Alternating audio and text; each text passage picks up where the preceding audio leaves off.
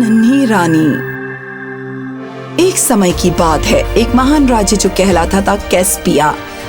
शाही परिवार पर अंधेरा छा गया क्योंकि राजा और रानी गुजर गए और पीछे छोड़ गए अपनी 10 साल की एक छोटी बेटी सोफिया, सिंहासन की एकमात्र उत्तराधिकारी के रूप में। कैस्पिया बहुत ही उदासी और अनिश्चितता के दौर से गुजर रहा था कि उसका भविष्य क्या होगा, और दुष्ट प्रधानमंत्री ज़रान ने ये अच्छी तरह जान लिया था।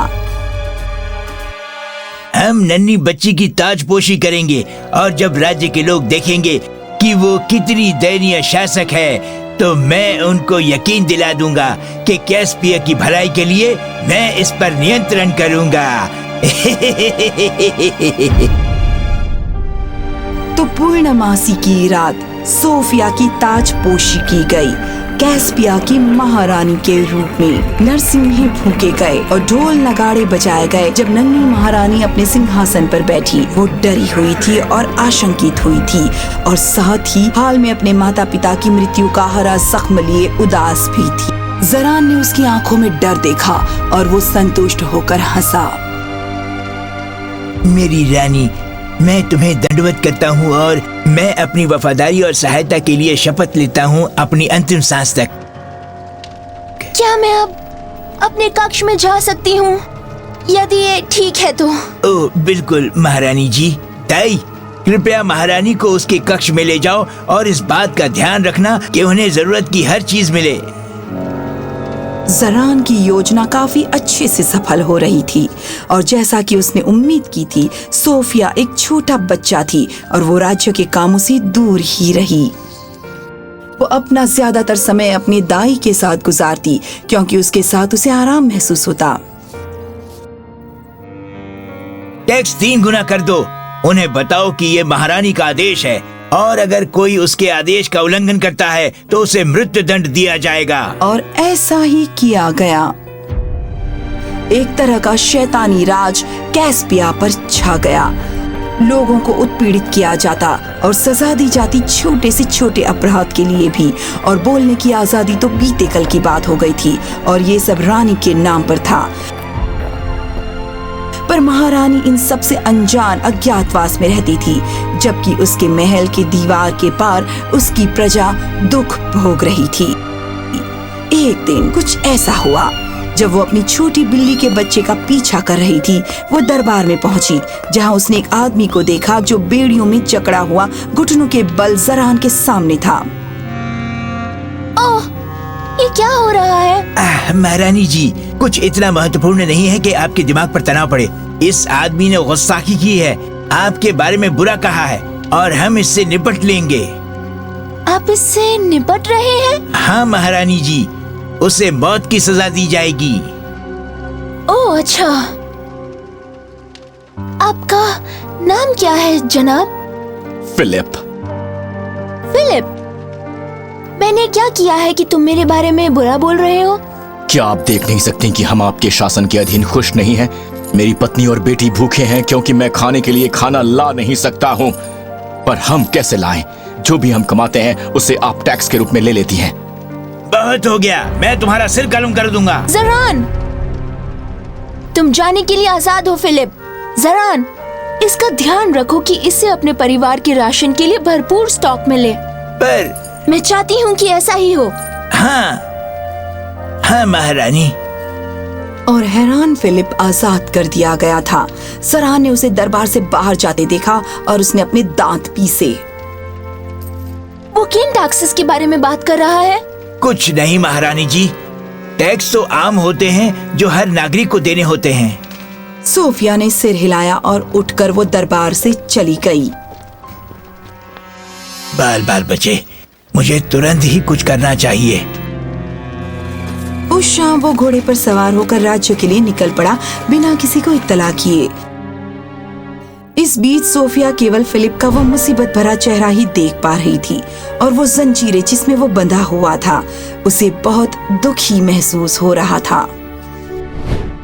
क्या बात है महारानी, आप परेशान लग रही हैं? सोफिया ने उसे सब कुछ बता दिया और दाई ने नजरें नीची कर लीं।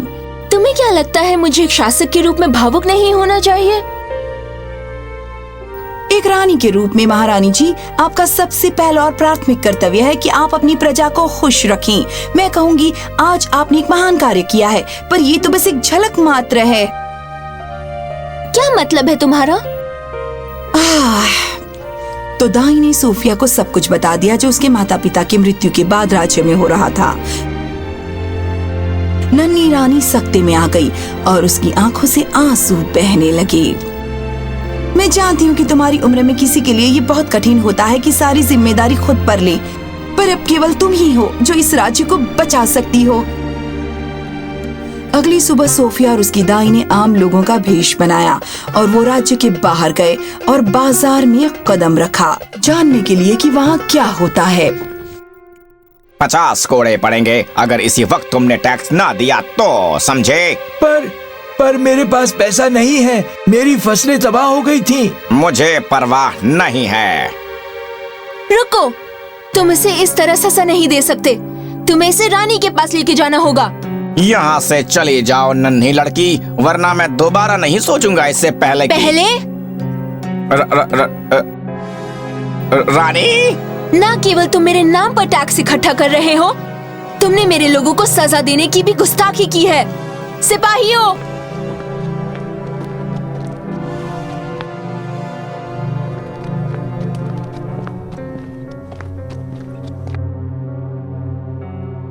उसके साथ वही करो जो इसने कहा था कि वो इसके साथ करेगा। पर वही करो। नहीं, हम इन लोगों की तरह हृदयहीन नहीं हैं। हम आम लोग हैं। हम बस एक साधारण और सुखी जीवन जीना चाहते हैं। हिंसा हमारे लिए नहीं है। क्या तुम फर्क देख सकते हो? क्या अब तुम्हें शर्म आई? वही लोग जिन्हें तुमने सताया, वो तुम्हारे प्रति दयाहीन नहीं होना चाहते। मुझे माफ कर दीजिए रानी साहिबा।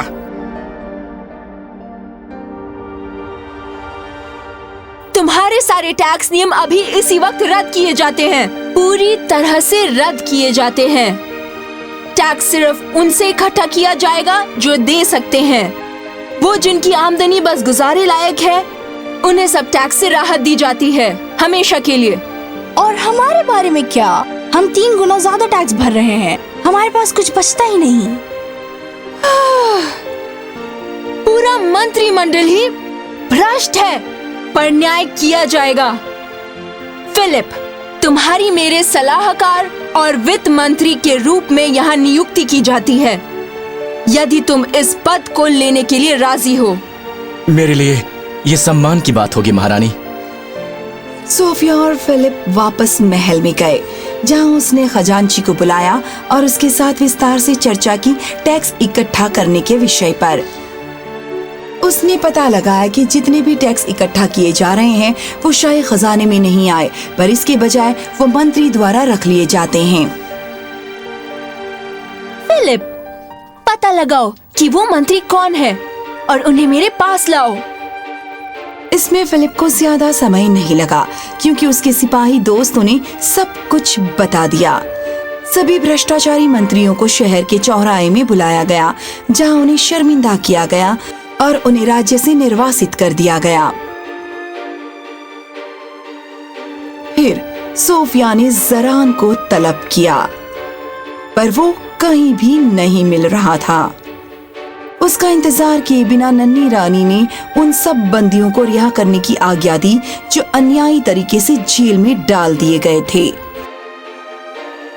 अगले कुछ आने वाले दिनों में सोफिया ने बहुत सारे सुधार राज्य में किए और उसकी जय जयकार की गई, एक महान नन्ही रानी के रूप में।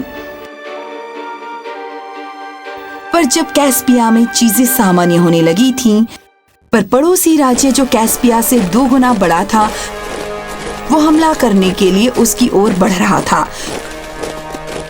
और वो आदमी जो राजा की सहायता कर रहा था, वो था जरान। वो वहां गया था राजा पर जोर डालने के लिए कि वो कैस्पिया पर चढ़ाई कर दे, उसे इसका विश्वास दिलाते हुए कि वहां रानी बहुत छोटी और अनुभवहीन और यही सही समय था। महारानी, स्टोपिया ने हम पर चढ़ाई की है और जफार उनकी मदद कर रहा है। इसलिए वो इतने दिनों से यहाँ नहीं था। हाँ, और उसके साथ वो भ्रष्टाचारी मंत्री भी है जिन्हें आपने देश से निकाल दिया था। हमें क्या करना चाहिए फिलिप? ये मुझ पर छोड़ दीजिए। फिलिप ने राज्य के सभी लोगों को शहर के चौराहे पर इकट्ठा किया। हमारे राज्य पर खतरा मतलब हमारी महारानी पर खतरा है। उनकी सेना हमारी सेना से दुगनी है, मगर फिर भी हम ये युद्ध जीत सकते हैं। कैसे? कि हम सब के सब इसमें हिस्सा लें। क्या आप रानी के लिए जंग के मैदान में जाएंगे? हाँ। क्या आप उसके ताज की प्रतिष्ठा के लिए लड़ेंगे? उसने हमारे जीवनों के लिए लड़ाई लड़ी है, हम उसकी जान के लिए लड़ेंगे अपनी अंतिम सांस तक। मैं कहता हूँ हाँ। हाँ, हाँ, हाँ। सभी रानी की जय जयकार करें। रानी की जय जयकार। जब स्टोपिया की सेना कैस्पिया के पास पहुंची, वो अचानक भौंचक के रह गए। भालों और तलवारें लिए हुए आदमियों और औरतों को देखकर जो पेड़ों के पीछे से निकल कर आ रहे थे और चारों तरफ से उन पर आक्रमण कर रहे थे, और जब उन्होंने ऐसा किया वो चिल्लाते थे, धन्यवाद ज़रान, स्टोपिया के राजा को जाल में फंसाने के लिए। धन्यवाद ज़रान, उसे फंसाने के लिए। क्या? और उसी समय सामने से आई कैस्पिया की सेना हाथी और घोड़ों पर सवार उसकी ओर कूच करती हुई। जफर, तुमने हमें धोखा दिया है। नहीं नहीं नहीं महाराज। तुम्हें इसकी कीमत चुकानी होगी जफर। सेना वापस चलो, पीछे हटो। स्टोपियन सेना भाग गई और पीछे छोड़ गई ज़रान को, जो ना तो कैस्पिया का था और ना ही स्टोपिया का था। वो भी अपनी जान बचाकर भागा, पर जब वो थोड़ी दूर ही भागा था, उसने सोफिया को अपने घोड़े पर देखा, उसका इंतजार करते हुए। कोई इतना ही भाग सकता है? मुझे क्षमा करना महारानी जी, कृपया मुझे माफ कर दो। अपने माता पिता की मृत्यु के बाद पहली बार सोफिया ने एक प्रशासनिक रानी की तरह बात की। हर एक को क्षमा का हक नहीं होता ज़रान। किसी को कर्म का फल भोगना पड़ता है। पहरेदारों, इसे ले जाओ और तहखाने में बंद कर दो। नहीं नहीं नहीं। और इस तरह सोफिया कहलाई एक महान नन्ही रानी, और उसके अधीन राज्य फूला फला पहले से भी कहीं ज्यादा।